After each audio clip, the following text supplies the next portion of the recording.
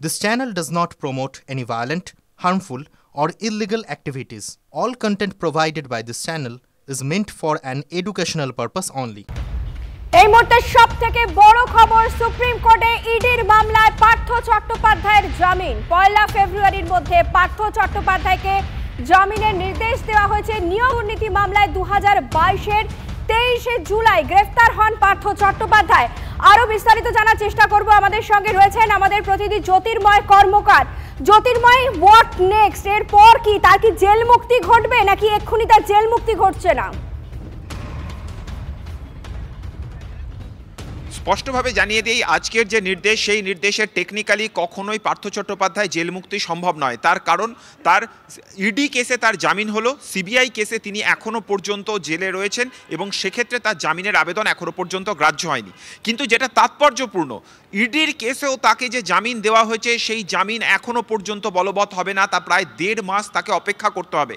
Supreme court জানিয়েছে বেশ কয়েকটি শর্ত, যে শর্ত তদন্তকারী সংস্থা এবং কোর্টকে পালন করতে হবে, সেই প্রত্যেকটা পদক্ষেপ পালনের পরেই পার্থ চট্টোপাধ্যায় জামিন সম্ভব। কি কি বিষয় এক্ষেত্রে উল্লেখ করা হয়েছে? স্পষ্টভাবে জানানো হয়েছে যে 31শে ডিসেম্বরের মধ্যে বা ট্রায়াল কোর্টে শীতকালীন ছুটি পড়ার আগে চার্জ ফ্রেমের যাবতীয় প্রক্রিয়া তদন্তকারী সংস্থাকে শেষ করতে হবে এবং তা কোর্টে পেশ করতে হবে।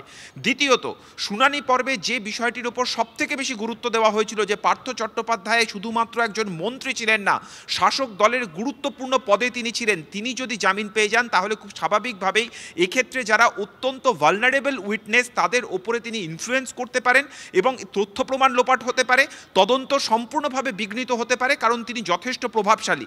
আর ঠিক সেই জায়গাতে স্পষ্টভাবে কোর্ট জানিয়ে দিয়েছে পার্থ চট্টোপাধ্যায়কে ততক্ষণ পর্যন্ত জেলে রাখা হবে যতক্ষণ পর্যন্ত না এক্ষেত্রে যারা ভালনারেবল উইটনেস, তাদের যাবতীয় বয়ান রেকর্ডের প্রক্রিয়া শেষ হচ্ছে এবং সেক্ষেত্রে তাদের নিরাপত্তাও সুনিশ্চিত করতে হবে।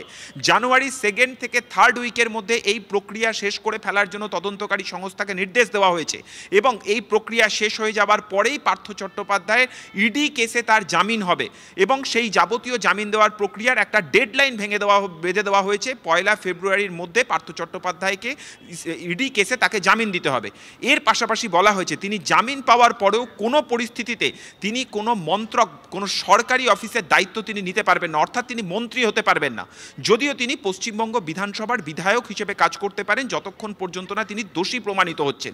এরপরেও আরেকটি গুরুত্বপূর্ণ ক্লজ আছে, তাকে জামিনের যে শর্তগুলি বেঁধে দেওয়া হয়েছে সেটা শুধুমাত্র সুপ্রিম কোর্টে ইডি কেসে জামিনের জন্য যে আবেদন দেওয়া হয়েছে সেই আবেদনের ক্ষেত্রেই শুধুমাত্র প্রযোজ্য হবে। অর্থাৎ সিবিআই এর কেসের ক্ষেত্রে কিন্তু পরবর্তী ক্ষেত্রে আলাদা করে কোনো শর্ত আরোপ হতেই পারে। এটা এই মামলার রায় যে সিবিআই এর ক্ষেত্রে বলবৎ হবে তা একেবারেই নয়। কোন প্রেক্ষাপটে এই রায় দেওয়া হলো তারও একটি সুনির্দিষ্ট প্রেক্ষাপট প্রথমে বিচারপতি সূর্যকান্ত তিনি ব্যাখ্যা করে দিয়েছেন। তিনি স্পষ্টভাবে জানিয়ে দিয়েছেন যে এক্ষেত্রে যারা উইটনেস রয়েছেন 50,000 ছাত্রছাত্রী, তারা তাদের জীবনের গুরুত্বপূর্ণ জায়গায় তারা চাকরি পেতে পারতেন, কিন্তু এই দুর্নীতির কারণে তারা চাকরি পায়নি। ফলত একজন জামিন পেয়ে যাচ্ছেন। এই ধরনের সংবেদনশীল মামলায় এটা সমাজে একটা নেতিবাচক বার্তা যাবে, এটা যেমন একটি প্রেক্ষাপট। তার পাশাপাশি একজন ব্যক্তিকে দীর্ঘদিন ধরে উইদাউট ট্রায়াল কখনো জেলে রাখা যায় না, ফলত সেই দিকটাও সুনিশ্চিত করতে হবে। এই সব দিক বিচার করেই পার্থ চট্টোপাধ্যায়কে শর্ত সাপেক্ষে ইডি মামলায় জামিন দেওয়া হলো এবং 1 ফেব্রুয়ারির মধ্যে তার এই জামিনের যাবতীয় নির্দেশ কার্যকর করার নির্দেশ দিয়েছে আজকে সুপ্রিম কোর্ট। কিন্তু একটা বিষয় জ্যোতির্ময় একটু স্পষ্ট করতে চাইবো, এই যে 1 ফেব্রুয়ারি সময়সীমাটা বেঁধে দেওয়া হলো, যদি তার মধ্যে ইনফ্লুয়েন্সিয়াল লোকজন যারা, তাদের বয়ান রেকর্ড করা সম্ভব না হয় তাহলে তারপর কি হবে? তাহলে সেক্ষেত্রেও কি সেই 1 ফেব্রুয়ারির দিনই ধার্য থাকবে নাকি তারপর আবার নতুন করে এই বিষয়টা নিয়ে হিয়ারিং হবে? দেখো, সুপ্রিম কোর্টের নির্দেশ ইডি এক্ষেত্রে মানতে বাধ্য। এক্ষেত্রে কখনোই ডেডলাইন ফেল করার কোনো সম্ভাবনা আসে না। যদি কোনোভাবে ডেডলাইন ফেল হয়ে যায় তাহলে সেক্ষেত্রে তারাও কিন্তু তদন্তকারী সংস্থাও আদালত অবমাননার মামলায় বা আদালত অবমাননার অভিযোগে তারা অভিযুক্ত হতে পারে। এক্ষেত্রে সুপ্রিম কোর্ট স্পষ্টভাবে যে কথা বলে দিয়েছে, যারা এক্ষেত্রে ভালনারেবল উইটনেস, অর্থাৎ যাদের উপরে প্রভাব বিস্তার করার সম্ভাবনা রয়েছে, যাদেরকে ভয় দেখানো বা কোনোভাবে আক্রমণের শিকার কেউ হতে পারেন, এমন যারা ভালনারেবল উইটনেস রয়েছেন তাদেরকে রীতিমতো প্রোটেকশন দিয়ে তাদের বয়ান রেকর্ড সেকেন্ড এবং থার্ড উইক অফ জানুয়ারি সেই পুরো প্রক্রিয়াটা কমপ্লিট করতে হবে, দ্বিতীয় এবং তৃতীয় সপ্তাহের মধ্যে জানুয়ারির কমপ্লিট করতে হবে। এবং সেই প্রক্রিয়াটা কমপ্লিট হয়ে যাওয়ার পরেই জামিন পাবেন পার্থ চট্টোপাধ্যায়, কারণ তিনি জামিন পেয়ে গেলেন। অথচ যারা ভালনারেবল উইটনেসের ক্ষেত্রে রয়েছেন, যাদের উপরে প্রভাব বিস্তার করা যায়, চাপ দেওয়া যায়, তারা যদি সেই সময় বাইরে থাকেন এবং তাদের যদি বয়ান রেকর্ড না হয়ে থাকে, কোথাও তাদের বয়ান রেকর্ডের ক্ষেত্রে প্রভাব বিস্তার হতে পারে, তাদের উপর চাপ দেওয়া হতে পারে। একটু ইন্টারাপ্ট করি, বিষয়টাকে আরেকটু বিশদে বোঝার চেষ্টা করব, তার কারণ মানুষের এই মুহূর্তে একটাই বিষয় জানার, সেটা হচ্ছে যে তার জেল মুক্তি ঘটছে কিনা। তুমি যে ভালনারেবল উইটনেসের কথা বলছো, জানুয়ারি 3rd বা 2nd উইকের মধ্যে যাদের বয়ান রেকর্ড করতেই হবে, যেহেতু এটা শীর্ষ আদালতের নির্দেশ, এবং সেক্ষেত্রে 1 ফেব্রুয়ারি পর্যন্ত যে সময়সীমা ধার্য করা হয়েছে যার মধ্যে তাকে জামিন দিতে হবে, তো সেক্ষেত্রে যদি সমস্ত প্রক্রিয়া সম্পন্ন হয়ে গেল 3rd উইকের মধ্যে জানুয়ারির, তবে 1 ফেব্রুয়ারির পর কি তাহলে জেল মুক্তি ঘটতে চলেছে পার্থ চট্টোপাধ্যায়ের? 1 ফেব্রুয়ারির আগেই পার্থ চট্টোপাধ্যায়কে ছাড়তে হবে। 1 ফেব্রুয়ারি হচ্ছে শেষ তারিখ, অর্থাৎ সেটা একেবারে চূড়ান্ত সময়সীমা। 3rd উইক থেকে 1 ফেব্রুয়ারির মধ্যেই পার্থ চট্টোপাধ্যায়কে ছেড়ে দিতে হবে। যদি সেকেন্ড উইকের মধ্যে এই প্রক্রিয়া শেষ হয়ে যায়, তাহলে তারপরেও পার্থ চট্টোপাধ্যায়কে ছাড়া যেতে পারে। অর্থাৎ কতগুলো ধাপ বেঁধে দেওয়া হয়েছে। প্রথম ধাপে রয়েছে চার্জ ফ্রেম করা। এই চার্জ ফ্রেম করার কাজটা 31শে ডিসেম্বর বা লোয়ার কোর্টে যে শীতকালীন ছুটি পড়ার সময়, যেটা এক্ষেত্রে আগে হবে, সেই সময়সীমার মধ্যে চার্জ ফ্রেমের কাজটা শেষ করে ফেলতে হবে। দ্বিতীয় কাজ তা হচ্ছে এখনও পর্যন্ত যারা ভালনারেবল উইটনেস রয়েছেন, যাদের উপরে চাপ দিয়ে তাদের বয়ান এক্ষেত্রে বিভ্রান্ত করার সম্ভাবনা রয়েছে, তাদের বয়ান রেকর্ডের কাজ শেষ করতে হবে জানুয়ারির 2য় এবং 3য় সপ্তাহের মধ্যে। এবং এই সমস্ত প্রক্রিয়াটি, অর্থাৎ চার্জ ফ্রেম এবং যারা সংবেদনশীল এক্ষেত্রে উইটনেস রয়েছেন তাদের বয়ান রেকর্ডের প্রক্রিয়া, এই দুটো কাজ যখন শেষ হয়ে যাবে, তারপরেই পার্থ চট্টোপাধ্যায়কে জামিন দেওয়া হবে। এই জামিন দেওয়ার পরে কিন্তু পার্থ চট্টোপাধ্যায় জেল মুক্তি হবে না। জামিন দেওয়া মানে তিনি ইডি কেসে জামিন পেলেন, সিবিআই কেসে তিনি এখনও পর্যন্ত জেলে রয়েছেন, যার জন্য তিনি আলাদা করে জামিনের আবেদন করেছেন। সেক্ষেত্রে সম্পূর্ণ আলাদা ক্লজ রয়েছে। ইডি কেসের ক্ষেত্রে পার্থ চট্টোপাধ্যায় যে কথা বলেছেন যে এক্ষেত্রে সর্বোচ্চ 7 বছর পর্যন্ত জেল, কিন্তু তার 1/3 সময় তিনি জেলে কাটিয়ে ফেলেছেন। আইন অনুযায়ী তার এবার জামিন পাওয়া উচিত। এই প্রত্যেকটা বিষয় কিন্তু সিবিআই এর কেসের ক্ষেত্রে এখনো পর্যন্ত প্রযোজ্য নয়। ফলত কোর্টকে যদি তারা পরবর্তীতে আমাদের সঙ্গে এই মুহূর্তে রয়েছেন বিশিষ্ট আইনজীবী বৈশ্বনাথ চট্টোপাধ্যায়। বৈশ্বনাথদা, আপনাকে স্বাগত জানাই, আমি চয়নিকা। বৈশ্বনাথদা, একটা বিষয় একটুখানি আপনার থেকে জানতে চাইবো, আপনি আইনজীবী হিসেবে যদি একটু বুঝিয়ে বলেন, সেটা হচ্ছে জামিন আর জেল মুক্তি তো এক ঘটনা নয়। জামিন হলো পার্থ চট্টোপাধ্যায়ের এবং বলা হচ্ছে 1 ফেব্রুয়ারির মধ্যে তাকে জামিন দিতে হবে। তাহলে সেক্ষেত্রে জেল মুক্তির ক্ষেত্রে আর কি কি প্রতিবন্ধকতা থাকছে? জজ সাহেবের অর্ডারের সমস্তটা না দেখে বলতে পারবো না, তবু এইটুকু বলবো, bail is a rule, rejection is an exception. এটাই হলো আমাদের কৃষ্ণহারের খাবার করেছেন। তারপর জজ সাহেব বলেছেন যে তাকে জামিন দেওয়া হলো 1 মধ্যে ওনাকে মুক্তি দিতে হবে 1 ফেব্রুয়ারির মধ্যে। আপনার কাছ থেকে শুনে বুঝলাম, তো জামিন যদি আজকে হয়ে যায়, তাহলে 1 ফেব্রুয়ারির যে ডেটটা কিসের জন্য দিয়েছে, এইটা অর্ডার শিট না দেখে কিন্তু বলাটা ঠিক হবে না। আমি একজন দীর্ঘদিন ফৌজদারি কোর্টে ওকালতি করছি, এটা অর্ডার শিট না দেখে এটা কিন্তু আপনাদের এই ফোনের ওপর বাড়িয়ে বলা যাবে না। কিন্তু জামিনটা দিয়েছে যেটা, সেটা দীর্ঘদিন কাস্টাডি সাফার করেছে, লং ডিটেনশনের গ্রাউন্ডে জামিন পেয়েছেন উনি, এবং কেসে নিশ্চয়ই কোনো অগ্রগতি হয়নি বলেই জামিন পেয়েছেন। না, সেক্ষেত্রে সিবিআই এর যে কেস রয়েছে, আরো একটা কেস তো সিবিআই এর ক্ষেত্রে রয়েছে, তো আপনারা সেটা নিয়ে কি মনে করছেন? স্পেশালি আপনি একজন আইনজীবী হিসেবে আপনার কাছে নিশ্চয়ই তথ্য আছে যে কি কি বিষয়ের ভিত্তিতে সিবিআই তাকে কেস দিয়েছিল বা সিবিআই এর কোন কোন বিষয়ে তিনি অভিযুক্ত, তো সেই ক্ষেত্রে অগ্রগতি কি ঘটতে পারে বা আগামী দিনে সেক্ষেত্রে জামিন হওয়া সম্ভব কিনা, এ ব্যাপারে কিছু আলোকপাত করতে পারেন? দুটো মামলা, তো একটা মামলায় জামিন হয়েছে, একটা মামলা এখনো জামিন হয়নি। আমি যতদূর মানে আমার এত বছরের অভিজ্ঞতা থেকে আপনার দেখেন যে মামলার কি ডেভেলপমেন্ট হয়েছে, মামলা শুরু হয়েছিল কবে, আজকে ডেট পর্যন্ত কতটা ডেভেলপমেন্ট হয়েছে, সেই ডেভেলপমেন্টের উপর নির্ভর করে তারা জামিনে মুক্ত করেন। এটা একটা জুডিশিয়াল ডিসিশন। সুতরাং এখানে অর্ডার শিট দেখে তারপরে আমরা বলতে পারবো। আর একটা মামলায় আবার যারা বিচার করবেন, তিনি বিচার করবেন। ধন্যবাদ বৈশানন্দা, ধন্যবাদ। কথা বলছিলাম বিশিষ্ট আইনজীবী বৈশানাথ চট্টোপাধ্যায়ের সঙ্গে। সুপ্রিম কোর্টে ইডির মামলায় পার্থ চট্টোপাধ্যায় জামিন। আপনাদের খুব স্পষ্টভাবে জানিয়ে রাখতে চাইব যে ইডির যে মামলা ছিল তাতে জামিন হয়েছে, সিবিআই এর যে মামলা তাতে জামিন হয়নি। এবং ইডির যে মামলায় পার্থ চট্টোপাধ্যায় জামিন হলো তাতে কি বলা হচ্ছে, 1 ফেব্রুয়ারির মধ্যে তাকে জামিন দিতে হবে, কিন্তু সেখানে কিছু শর্ত রাখা হয়েছে। এক, চার্জ ফ্রেম করতে হবে। দ্বিতীয়ত, ভালনারেবল উইটনেস যারা রয়েছে, অর্থাৎ যাদের ওপর প্রভাব খাটানো সম্ভব, তাদের বয়ান রেকর্ড করতে হবে। যদি 1 তারিখ ফেব্রুয়ারির মধ্যে পার্থ চট্টোপাধ্যায়কে জামিন দিতে হয়, সেক্ষেত্রে কি করতে হবে, জানুয়ারি 2nd বা 3rd উইকের মধ্যে এই গোটা প্রসিডিওর কমপ্লিট করতে হবে। যেহেতু শীর্ষ আদালতের নির্দেশ, সেক্ষেত্রে কিন্তু সিবিআই এই কথা মানতে একাধারে বাধ্য। তার কারণ শীর্ষ আদালতের নির্দেশের পর যা যা প্রসিডিওর থাকা উচিত সবটাই করতে হবে। কিন্তু একটা প্রশ্ন থেকে যাচ্ছে যে তাহলে পার্থ চট্টোপাধ্যায়ের জেল মুক্তি কবে ঘটবে? তার কারণ তিনি জামিন পেয়েছেন, তার জেল মুক্তি হয়নি, এবং জামিনটাও কিন্তু 1 ফেব্রুয়ারির মধ্যে তাকে দিতে হবে। নিয়োগ দুর্নীতি মামলায় 2022-এর 23 জুলাই গ্রেফতার হন পার্থ চট্টোপাধ্যায়। আমাদের সঙ্গে ফোনে রয়েছেন আমাদের প্রতিনিধি সুজয়। সুজয়, আমি একটু স্পেসিফিক্যালি তোমার থেকে জানতে চাইবো, ইডির মামলা, সিবিআই এর মামলা, দুটো মামলা, দুটো প্রেক্ষাপট আলাদা এবং দুটো কেস আলাদা। একটু সিবিআই এর কি কি কেস ছিল আর ইডির কি কি কেস ছিল, যদি আমাদের একটু আলোকপাত করতে পারো।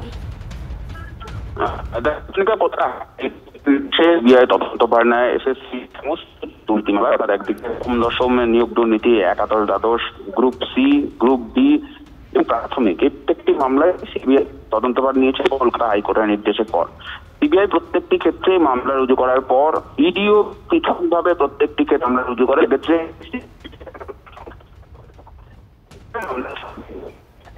সুজয়, তুমি সঙ্গে থাকো, তোমার সঙ্গে আমরা যোগাযোগের চেষ্টা করব। আমরা যোগাযোগ করতে পেরেছি অনির্বাণ গুহ ঠাকুরতার সঙ্গে, বিশিষ্ট আইনজীবী তিনি। অনির্বাণ বাবু, একটু স্পেসিফিক্যালি জানতে চাইবো যে সুপ্রিম কোর্টে তো ইডির মামলায় পার্থ চট্টোপাধ্যায়ের জামিন হয়ে গেল এবং সেক্ষেত্রে 1 ফেব্রুয়ারির দিন ধার্য করা হয়েছে। তার মধ্যে দুটো বিষয়, এক হচ্ছে চার্জ ফ্রেম করতে হবে, দ্বিতীয়ত হচ্ছে ভালনারেবল উইটনেস যারা রয়েছে তাদের বয়ান রেকর্ড করতে হবে।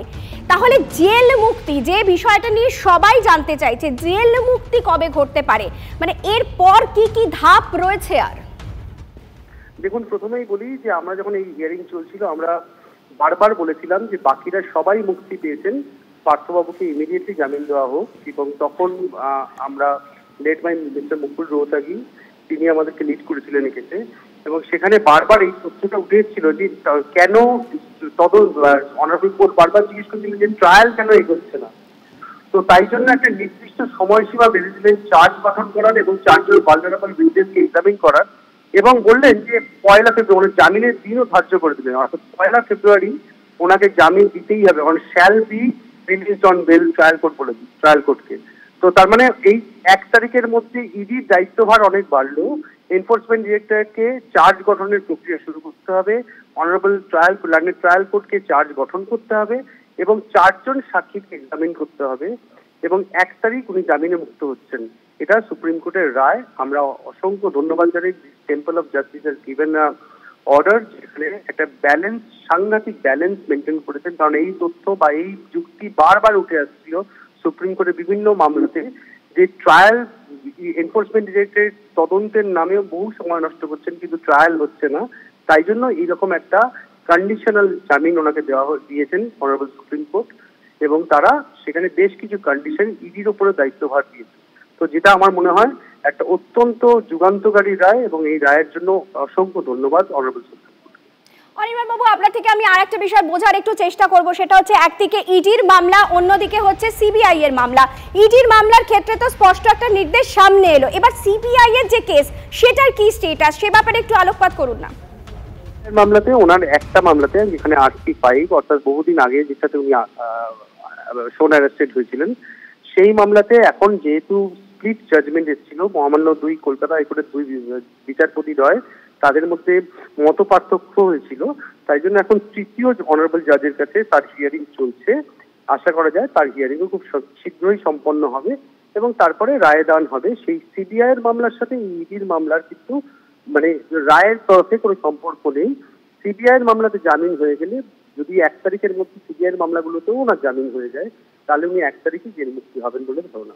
বাহ, অনেক ধন্যবাদ। আপনি অত্যন্ত স্পষ্টভাবে সুন্দর করে আমাদের বুঝিয়ে বলেছেন। আমি দর্শক বন্ধুদের উদ্দেশ্যে একবার বুঝিয়ে বলার চেষ্টা করব। সুপ্রিম কোর্টে ইডির মামলায় পার্থ চট্টোপাধ্যায়ের জামিন ঘটেছে, যদিও সিবিআই এর যে মামলা সেটা এখনো পর্যন্ত 2টি কেসের মধ্যে একটি কেস এখনো পর্যন্ত বিচারাধীন, এবং যে ইডির মামলায় জামিন হলো সেখানে বলা হয়েছে যে 1 ফেব্রুয়ারির মধ্যে পার্থ চট্টোপাধ্যায়কে জামিন দিতে হবে। আপনারা সকলেই জানেন যে নিয়োগ দুর্নীতি মামলায় 2022 সালের 23শে জুলাই পার্থ চট্টোপাধ্যায়কে গ্রেফতার করা হয়, এবং আপাতত যা স্টেটাস তাতে ইডিকে স্পষ্টভাবে নির্দেশ দেওয়া হয়েছে দুটো বিষয়। একটা হচ্ছে চার্জ ফ্রেম করতে হবে, এবং দ্বিতীয়ত হচ্ছে যে জানুয়ারির 2nd বা 3rd উইকের মধ্যে যারা ভালনারেবল উইটনেস রয়েছে, অর্থাৎ যেহেতু পার্থ চট্টোপাধ্যায়কে অত্যন্ত ইনফ্লুয়েন্সিয়াল বলে মনে করেছে আদালত, সেই জন্য তিনি যদি জেল মুক্তির পর তাদের উপর কোনো ধরনের প্রভাব বিস্তার করে, সেই আশঙ্কার জায়গা থেকে নির্দেশ দেওয়া হয়েছে শীর্ষ আদালতের তরফে যে যারা ভালনারেবল উইটনেস, যাদের উপর প্রভাব বিস্তার করা যায়, তাদের বয়ান যেন সম্পূর্ণভাবে রেকর্ড করে দেওয়া যায়, এবং যদি জানুয়ারি মাসের 2য় কিংবা 3য় সপ্তাহের মধ্যে এই পুরো প্রসিডিওর কমপ্লিট করে দেওয়া যায়, অর্থাৎ ইডি খানিকটা করতে বাধ্য, তার কারণ শীর্ষ আদালতের নির্দেশ যেহেতু, সেক্ষেত্রে 1 ফেব্রুয়ারির মধ্যে কিন্তু জেল মুক্তি ঘটবে পার্থ চট্টোপাধ্যায়ের।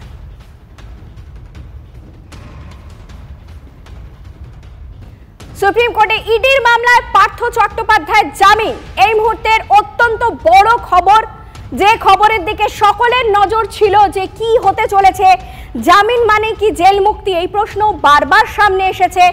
1 ফেব্রুয়ারির মধ্যে পার্থ চট্টোপাধ্যায়কে জামিনের নির্দেশ দিয়েছে শীর্ষ আদালত, কিন্তু এটা ইডির যে মামলা, সেক্ষেত্রে সিবিআই এর যে মামলা, যে 2টি কেস, সেক্ষেত্রে কিন্তু এখনো কোনো রায় সামনে আসেনি। আমরা একটু চলে যাব আমাদের প্রতিনিধি জ্যোতির্ময় কর্মকারের কাছে। জ্যোতির্ময় থেকে আমরা একটু কেসগুলো বোঝার চেষ্টা করব, একটু পিছনে ফিরে তাকানোর চেষ্টা করব, কারণ সালটা যেহেতু 2022, তারপর দীর্ঘ 2 বছর কেটে গেছে, অনেকের হয়তো স্মৃতি থেকে মুছে গেছে যে নির্দিষ্ট কোন কোন মামলায় তিনি এই মুহূর্তে জেলবন্দি রয়েছেন।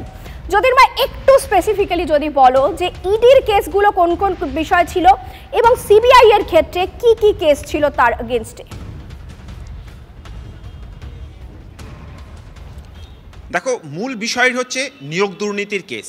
নিয়োগ দুর্নীতির কেসে পার্থ চট্টোপাধ্যায়, তার বিরুদ্ধে যে অভিযোগ যে তার প্রেমিসেস, অর্থাৎ পার্থ একদিকে অর্পিতা এবং তার পাশাপাশি পার্থ চট্টোপাধ্যায় পরোক্ষে যে কোম্পানিগুলো তিনি কন্ট্রোল করেন, সেই কোম্পানি থেকে, কোম্পানির প্রেমিসেস থেকে টাকা উদ্ধার হয়, এবং তার প্রেক্ষিতেই পার্থ চট্টোপাধ্যায়ের বিরুদ্ধে তদন্ত শুরু করে ইডি, এবং তার বিরুদ্ধে যে অভিযোগ যে ইনস্টিটিউশন এক্ষেত্রে রয়েছে, অর্থাৎ স্কুল সার্ভিস কমিশন, সেখানেও তিনি মন্ত্রী পদমর্যাদার বলে তিনি সেখানে প্রভাব বিস্তার করেন, এবং সুপ্রিম কোর্টে আমরা যে ছবিটা দেখতে পাই, on the face of it you are a corrupt person. বিচারপতি সূর্যকান্ত খুব স্পষ্টভাবে পর্যবেক্ষণে বলেন, অর্থাৎ পার্থ চট্টোপাধ্যায়কে ট্রায়ালের আগেই সুপ্রিম কোর্টে বিচারপতি তিনি পর্যবেক্ষণে দুর্নীতিগ্রস্ত বলে মন্তব্য করেন, যেটা আগামী দিনে এই পুরো ট্রায়াল প্রক্রিয়ার ক্ষেত্রে যথেষ্ট গুরুত্বপূর্ণ একটা ভূমিকা পালন করবে।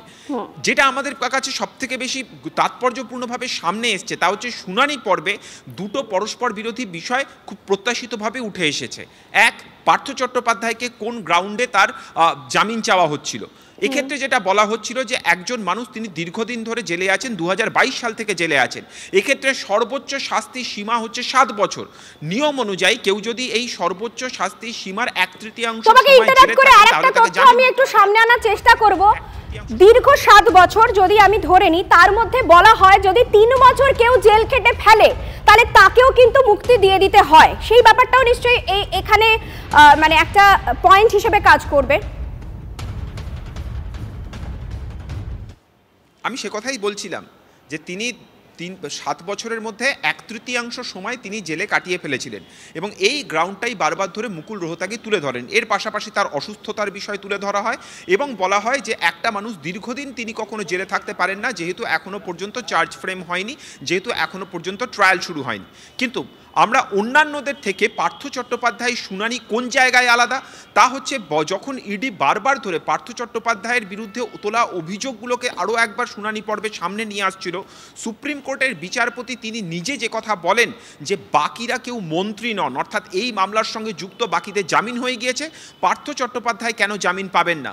সেই সময় সুপ্রিম কোর্ট স্পষ্টভাবে বলে যে বাকিরা যারা জামিন পেয়েছে তারা কেউ মন্ত্রী নন, আপনি মন্ত্রী, আপনি মন্ত্রী থাকাকালীন আপনার মন্ত্রকের ক্ষমতা ব্যবহার করে বিভিন্ন জায়গাতে এই দুর্নীতিকে সংগঠিত করা হয়েছে এবং স্পষ্টভাবে তাকে দুর্নীতিগ্রস্ত বলে স্বয়ং সুপ্রিম কোর্টের বিচারপতি তিনি মন্তব্য করেন। আর আরেকটি বিষয় এক্ষেত্রে খুব গুরুত্বপূর্ণ যা পার্থ চট্টোপাধ্যায়ের বিরুদ্ধে অভিযোগ হিসেবে বারবার ধরে সামনে এসছে, তা হচ্ছে 50,000 ছাত্রছাত্রী, তার মধ্যে অনেকে যোগ্য ছাত্রছাত্রী রয়েছে, তারা পার্থ চট্টোপাধ্যায়ের কারণে তারা তাদের চাকরি পাননি, তাদের জীবন নষ্ট হয়েছে। একই সঙ্গে পার্থ চট্টোপাধ্যায় শুধু মন্ত্রী নন, তিনি শাসক দলের এতটাই গুরুত্বপূর্ণ পদে ছিলেন যে যদি তিনি জামিন পান তাহলে এই মামলাতে এই পয়েন্টটা আমি ফিরছি। আমাদের সঙ্গে একজন চাকরি প্রার্থী এই মুহূর্তে রয়েছেন, আমি তার একটু প্রতিক্রিয়া জানার চেষ্টা করব। কিছুক্ষণ আগে সুপ্রিম কোর্ট যে নির্দেশ দিয়েছে তাতে বলা হয়েছে যে 1 ফেব্রুয়ারির মধ্যে পার্থ চট্টোপাধ্যায়কে জামিন দিতে হবে। অর্ণব ঘোষ আমাদের সঙ্গে এই মুহূর্তে রয়েছেন। অর্ণব, আপনার প্রতিক্রিয়া। নতুন করে আর আমরা অবাক হই না।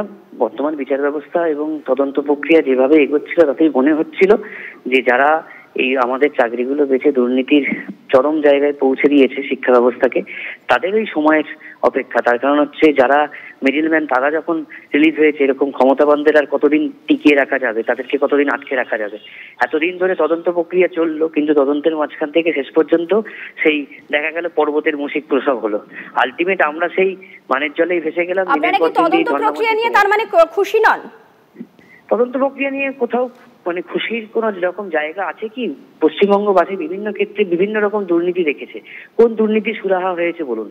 শিক্ষা থেকে স্বাস্থ্য থেকে সমস্ত ক্ষেত্রে সমস্ত জায়গায় সেই প্রশ্নচিহ্ন উঠে আসছে যে তদন্তকারী সংস্থা এতদিন পরে রিপোর্ট দিতে পারে না, তাদেরকে আটকাতে পারে না, তাহলে আমরা কোথায় ভরসাটা রাখবো বলুন? বিচার প্রক্রিয়ার উপর ভরসা রাখতে হচ্ছে, কিন্তু যারা শেষ পর্যন্ত আমাদের জীবনগুলোকে শেষ করলো তারা কিন্তু অবাধ ভাবে তারা বিচরণ করছে। এটা আমাদের প্রহসন ছাড়ার কিছুই মনে হচ্ছে না। অন্য আরেকটা বিষয়কে সামনে আনা হয়েছে, সেটা হচ্ছে ভালনারেবল যারা উইটনেস রয়েছে তাদের উপর প্রভাব বিস্তার করা যেতে পারে, তার জন্য আগে তাদের বয়ান রেকর্ড করতে হবে। মনে হয় না কি যে এই স্টেটমেন্টটা খুব ইম্পর্টেন্ট এই মুহূর্তে দাঁড়িয়ে আদালতের পক্ষ থেকে যেটা দেওয়া হয়েছে? তাহলে আমাদের তো মনে হয় যে এতদিন ধরে তাহলে সেই প্রক্রিয়াগুলো তাহলে কি চলছিল? তাহলে এই প্রক্রিয়াগুলো তো অনেক আগের পূর্বতন প্রক্রিয়া ছিল যে এই জিনিসগুলো হতে পারে। তাহলে সেই রকম যখন এরকম প্রভাবশালী ব্যক্তিরা আগামী দিনেও ছাড়া পাবে, এবং গত সময় আমরা দেখেছি অসংখ্য মানুষ ছাড়া পেয়েছে, তাহলে এই প্রক্রিয়াগুলো এখনো পর্যন্ত হয়ে ওঠেনি কেন? কেন তদন্তে এত গড়িমসি চলছে? দিনের পর দিন আমরা দেখেছি নানা রকম মুখবন্ধ খাম জমা পড়েছে, তাহলে সেই খামে কি রিপোর্ট ছিল? এখনো পর্যন্ত তদন্ত প্রক্রিয়ার ঠিক জায়গায় পৌঁছতে পারা গেল না কেন? সেই এসএসসি হোক, প্রাইমারি হোক, এত দুর্নীতি যে জায়গায় উঠছে, অর্থাৎ শিক্ষা ব্যবস্থাকে শেষ করে দেওয়ার চেষ্টা হচ্ছে। বিচার ব্যবস্থার উপর আমরা আঙুল তুলতে পারি না, কিন্তু সেই ভরসার জায়গা কি সত্যি আদতেও থাকছে? সাধারণ চাকরি প্রার্থী হিসেবে এই প্রশ্ন তো বছরের পর বছর আমরা করতেই পারি, যেখানে এত মানে চরম দুর্নীতি যে জায়গায় দাঁড়িয়ে আছি আমরা চোখের সামনে দেখতে পাচ্ছি, কিন্তু সেই কার্যত মনে হচ্ছে যে কোথাও যেন আমাদের হতাশা ছাড়া আর কিছুই আমরা পাচ্ছি না। অনেক ধন্যবাদ অর্ণব, অনেক ধন্যবাদ। কথা বলছিলাম চাকরি প্রার্থী অর্ণব ঘোষের সঙ্গে, তিনি তার প্রতিক্রিয়া জানালেন।